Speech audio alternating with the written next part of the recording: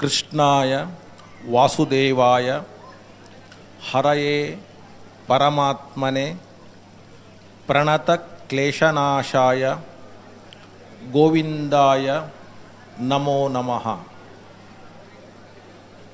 ಶ್ರೀಕೃಷ್ಣ ಪರಮಾತ್ಮನ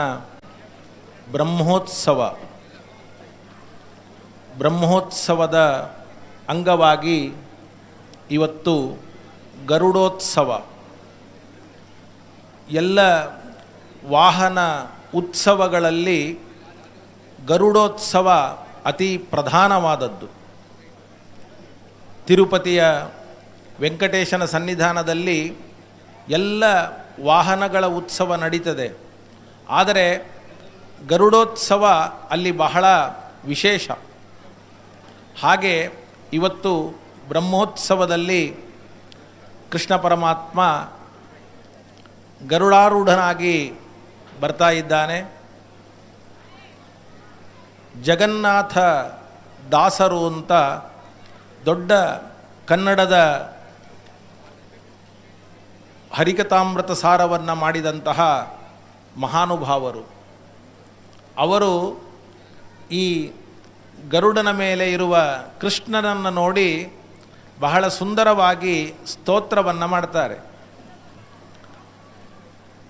ಕೆಲವು ದೇವತೆಗಳೆಲ್ಲ ಹೇಳಿದರಂತೆ ಗರುಡನಿಗೆ, ಗರುಡ, ನೀನು ದೇವರನ್ನು ನಿನ್ನ ಹೆಗಲು ಮೇಲೆ ಕೂಡಿಸಿಕೊಂಡಿದ್ದೀಯಾ?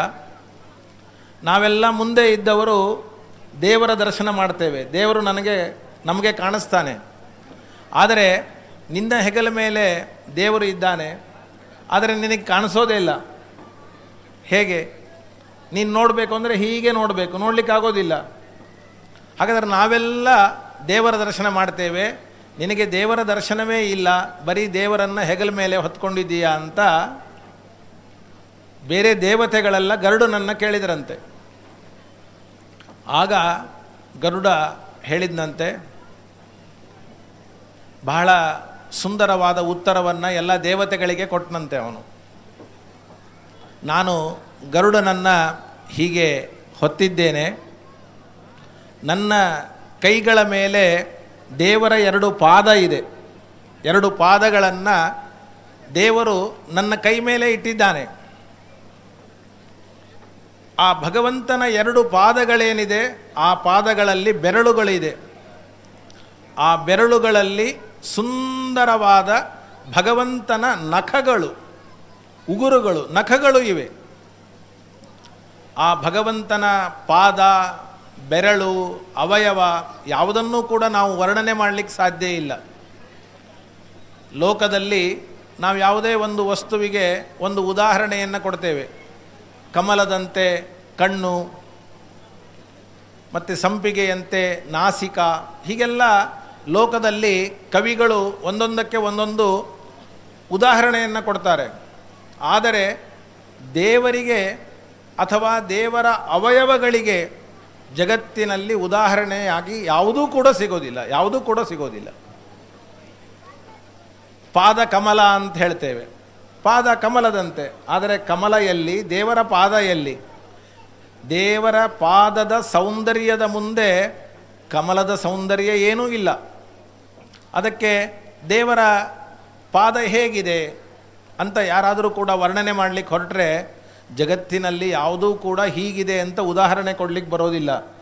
ಅದಕ್ಕೆ ದೇವರ ಪಾದ ಹೇಗಿದೆ ಅಂದರೆ, ದೇವರ ಎಡಪಾದ ಇದ್ದಂತೆ ಬಲಪಾದ, ಬಲಪಾದ ಇದ್ದಂತೆ ಎಡಪಾದ ಅಂತ ಹೇಳಬೇಕೇ ಹೊರತಾಗಿ ದೇವರ ಪಾದಕ್ಕೆ ಇನ್ನೇನೂ ಉದಾಹರಣೆಯನ್ನು ಕೊಡಲಿಕ್ಕೆ ಸಾಧ್ಯ ಇಲ್ಲ.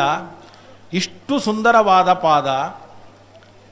ಆ ಪಾದಗಳಲ್ಲಿ ಬೆರಳುಗಳು, ಆ ಬೆರಳುಗಳಲ್ಲಿ ಉಗುರುಗಳು ನನ್ನ ಕೈ ಮೇಲೆ ಇದೆ ಅಂತ ಹೇಳ್ತಾ ಇದ್ದಾನೆ ಗರುಡ. ಆ ಉಗುರುಗಳು 10 ಬೆರಳುಗಳು, 10 ಉಗುರುಗಳು. ಆ 10 ಉಗುರುಗಳಲ್ಲಿ ನನ್ನ ಹೆಗಲ ಮೇಲೆ ಕೂತಂತಹ ಕೃಷ್ಣ ಪರಮಾತ್ಮನ ಪ್ರತಿಬಿಂಬ ಅದು ಮೂಡಿದೆ.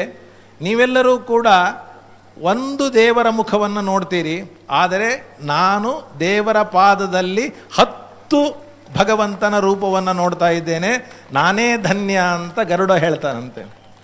ಹಾಗಾದರೆ ಇವತ್ತು ಭಗವಂತ ಎಲ್ಲ ವಾಹನಗಳಲ್ಲಿ ಬರ್ತಾನೆ, ಅಶ್ವವಾಹನ, ಗಜವಾಹನ, ಹಂಸವಾಹನ. ಆದರೆ ದೇವರು ಸೆಲೆಕ್ಟ್ ಮಾಡಿದ್ದು, ಬೇರೆ ಎಲ್ಲ ವಾಹನಗಳು ನಾನು ಬರ್ತೇನೆ ಅಂತ ಬಂದದ್ದು, ಆದರೆ ದೇವರು ನನಗೆ ವಾಹನ ಅಂತ ಸೆಲೆಕ್ಟ್ ಮಾಡಿದ್ದು ಗರುಡನನ್ನು.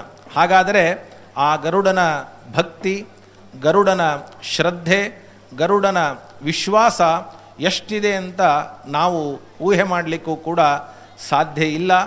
ಅಂತಹ ಗರುಡ ವಾಹನನಾದ ಶ್ರೀಕೃಷ್ಣ ಪರಮಾತ್ಮನನ್ನು ನಮ್ಮ ಚಂಚಲಪತಿದಾಸರು ಇಷ್ಟೊತ್ತಿನವರೆಗೂ ಕೂಡ ಆ ಇಂದ್ರನಿಗೂ ಹಾಗೂ ಕೃಷ್ಣ ಪರಮಾತ್ಮನಿಗೂ ಆದಂತಹ ಒಂದು ಯುದ್ಧ ಮತ್ತು ಪಾರಿಜಾತ ಅಪಹರಣದ ಪ್ರಸಂಗ, ರುಕ್ಮಿಣಿ ಸತ್ಯಭಾಮೆಯರ ಸಂವಾದ, ಅದನ್ನೆಲ್ಲವನ್ನೂ ಕೂಡ ತುಂಬ ಪ್ರಭುಪಾದರು ಹೇಳಿದ ರೀತಿಯಲ್ಲಿ ತಿಳಿಸಿಕೊಟ್ಟರು. ನಿಜ, ಅದನ್ನು ಹೇಳಲಿಕ್ಕೆ ಸಮಯ ಇಲ್ಲ. ಆದರೆ ದೇವರು ರುಕ್ಮಿಣಿ ಸತ್ಯಭಾಮ ಏನನ್ನೇ ತೋರಿಸಿದರೂ ಕೂಡ ಅದು ಕೇವಲ ಲೀಲೆ ಮಾತ್ರ.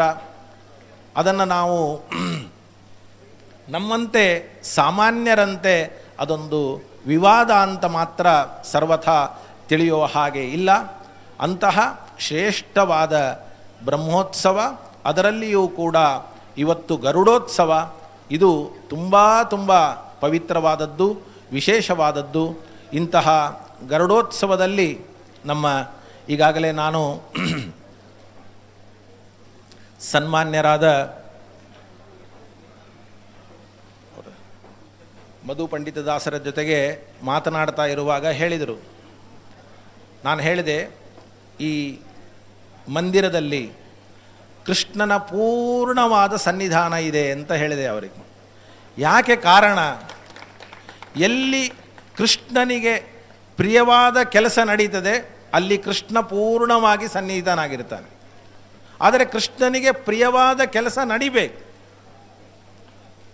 ನಾವು ಎಲ್ಲಿಯಾದರೂ ಹೋಗ್ತೇವೆ ಅಂದರೆ ನಮಗೆ ಅಲ್ಲಿ ಪ್ರೀತಿ ಇದೆ ಅಂತ ಅರ್ಥ. ಹಾಗೆ ದೇವರಿಗೆ ಪ್ರಿಯವಾದ ಕೆಲಸ ಇವತ್ತು ನಮ್ಮ ಭಾರತದ ಉದ್ದಗಲಕ್ಕೂ ಕೂಡ ಈ ಇಸ್ಕಾನ್ ವತಿಯಿಂದ ಸುಮಾರು 23 ಲಕ್ಷ ಜನ ಮಕ್ಕಳಿಗೆ ಅಕ್ಷಯ ಪಾತ್ರೆಯ ಮೂಲಕ ಅನ್ನದಾನ ಆಗ್ತಾ ಇದೆ ಅಂತಂದರೆ ಇದಕ್ಕಿಂತ ಕೃಷ್ಣನಿಗೆ ಪ್ರೀತಿಯಾದ ಒಂದು ಕೆಲಸ ಯಾವುದಿದೆ ಹೇಳಿ? ಕೃಷ್ಣನಿಗೆ ಮಕ್ಕಳು ಅಂದರೆ ಪ್ರೀತಿ. ಅವನಿಗೆ ಬೆಣ್ಣೆ ಬೇಕಾಗಿಲ್ಲ, ಅವನಿಗೆ ಮೊಸರು ಬೇಕಾಗಿಲ್ಲ, ಅವನಿಗೆ ಹಾಲು ಬೇಕಾಗಿಲ್ಲ. ಹಾಲು, ಮೊಸರು, ಬೆಣ್ಣೆ ಎಲ್ಲವನ್ನೂ ಕೂಡ ಕೃಷ್ಣ ಅವನು ಮಕ್ಕಳಿಗೆ ಕೊಟ್ಟದ್ದು. ಹಾಗೆ ಇವತ್ತು ಆ ಅಕ್ಷಯ ಪಾತ್ರೆಯ ಮೂಲಕ ಲಕ್ಷಾಂತರ ಜನ ಮಕ್ಕಳು ಅದನ್ನು ಊಟ ಮಾಡಿ ಏನು ತೃಪ್ತಿಯನ್ನು ಪಡಿತಾ ಇದ್ದಾರೆ, ಆ ತೃಪ್ತಿ ಭಗವಂತನಿಗೆ ಎಷ್ಟು ಸಂತೋಷವನ್ನು ತರ್ತದೆ ಕೃಷ್ಣನಿಗೆ ಅಂದರೆ ಇನ್ಯಾವುದರಿಂದಲೂ ಕೂಡ ಇಲ್ಲ. ಆದ್ದರಿಂದ ಇಂತಹ ಉತ್ತಮವಾದ ಆ ಅನ್ನದಾನದ ಒಂದು ಕಾರಣದಿಂದ ಕೃಷ್ಣ ಪರಮಾತ್ಮ ಪೂರ್ಣವಾಗಿ ಬರೀ ಪ್ರತಿಮೆಯಲ್ಲಿ ಮಾತ್ರ ಅಲ್ಲ, ಕಣ ಕಣದಲ್ಲಿ ಕೃಷ್ಣ ಪರಮಾತ್ಮನ ಸನ್ನಿಧಾನ ಇದೆ ಅಂತಂದರೆ ಅತಿಶಯೋಕ್ತಿ ಆಗಲಿಕ್ಕಿಲ್ಲ.